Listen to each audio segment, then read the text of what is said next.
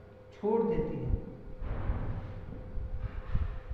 लेकिन ब्रेजिंग का जब करते हैं तो उसमें चाहे कंपन भी हो या थोड़ा सा हिल भी जाए या डूब भी जाए, उससे कोई दिक्कत नहीं है, जोड़ छोड़ता नहीं है, ठीक है। अब देखिए, इसके जोड़ को गर्म करने पर आसानी से अलग कर सकते हैं।